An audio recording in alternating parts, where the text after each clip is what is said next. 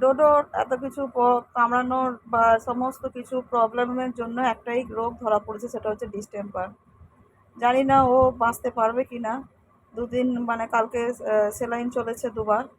আজকে অবস্থা খুবই মানে দেখলাম তবু দাঁড়াতে পারছে কিন্তু মাথাটা নড়ছে। কিন্তু আমার এতটাই টেনশন হয়ে গেছে, ওকে আমি ঘর থেকে তাড়িয়ে দিতেও পারছি না, আর এদিকে আমার ডিম্পি রয়েছে, সঙ্গে চরকি রয়েছে। কার যে কি কখন হয়ে যায় সেটা আমি বুঝতে পারছি না। ওর মানে এত কষ্ট করে ওকে আমি ওর ঘা সারালাম, আবার সেই ধরা পড়লো ডিস্টেম্পার। ছোটো থেকে ও খালি রোগের সঙ্গে লড়াই করেই যাচ্ছে, লড়াই করেই যাচ্ছে। তাই বলি ভগবান ওকে তুমি তুলে নাও।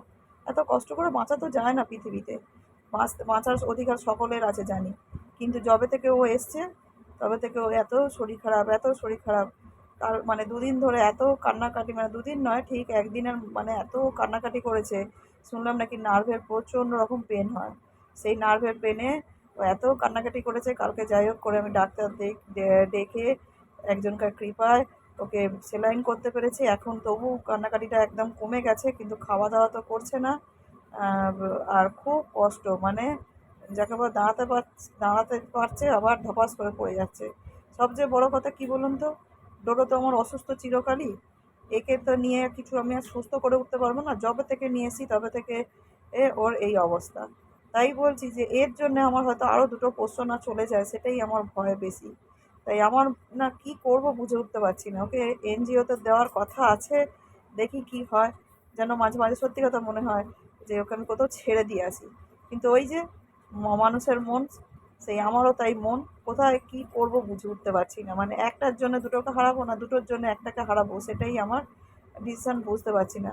কারণ এই রোগ সম্পর্কে তো কিছুই জানা নেই যে এই রোগ কিভাবে ছড়াতে পারে। আমি ওকে ডিম্পির সঙ্গে আমার একদিন পুরো দেখা নেই, মানে আমি টোটোর পেছনে করছি বলে ডিম্পির সঙ্গে আমি দেখাই করিনি। ও আলাদা ঘরে রয়েছে, আমি আলাদা ঘরে রয়েছি। কিন্তু যদি এটা বাতাসে ছড়ায় তাহলে আমি ডিম্পিকে কী করে আমি এই রোগ থেকে জানি। ডিম্পির ভ্যাকসিন করা আছে, কিন্তু চরকির ভ্যাকসিন আমি আগের বছর করেছিলাম, এবছরও দুজনকারই ভ্যাকসিন করানো ছিল। তার সত্ত্বেও ডোডোর তো হয়েছে। ডোডো ডোডোর জানি না কী হবে, ডোডো মনে হচ্ছে বাঁচবে না। আমি আপনাদের সত্যি কথা বলতে কষ্ট লাগে না, কিন্তু ওর জন্য আরও দুজন মারা যাক সেটা আমি চাই না। আমি সত্যি কথা বলতে মন আমাকে শক্ত করতেই হবে, কারণ আমার কী যে হবে আমি বুঝতে পারছি না। আজকে যদি আমি এনজিওতে দিতে পারি খুবই ভালো। আমি একজনের সঙ্গে কথা বলেছি, সে যদি ওর ঠাকুরের দয়া সে আমাকে এনজিওতে দিতে পারে তো ভালোই, নইলে আমাকে বোধহয় কোথাওকে ছেড়ে দিয়ে আসতে হবে। খুবই পাথর চাপা মন নিয়ে বলছি, জানি না এটা কতটা করতে পারবো।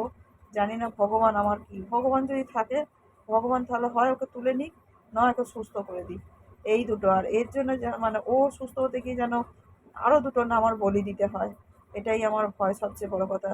আর ঘরে আমার ডিম্পি দেখুন, আমার সঙ্গে একদিন পুরো দেখা নেই। কী করবো আমার কিছু বুঝে উঠতে পারছি না। এইখানটা ওকে আমি চাপাচুপি দিয়ে যা করে কাটকুট দেখেছেন ও কী অবস্থা করেছে। আমি মানে যত ওকে চাপাচুপি, যে বৃষ্টি আসার ভয় ওপর থেকে সব চাপা দিয়েছিলাম, এইগুলো সব টেনে টেনে টেনে টেনে নামিয়েছে। মানে কী বলবো, ওকে ওকে তো আর কিছু বলা যায় না, ও ও অবলা জীব সেটা আমিও জানি। কিন্তু এই যে আজকে এই দশা ওর, দেখুন সব কাঠগুলো এগুলো সব টেনে টেনে নামিয়েছে। মানে আমি চৌবাচ্চাতে বৃষ্টি ঝাপটা যাতে না আসে সেই জন্য এটা করেছি, তাই জন্য ও এইগুলোকে সব টেনে টেনে নামিয়েছে।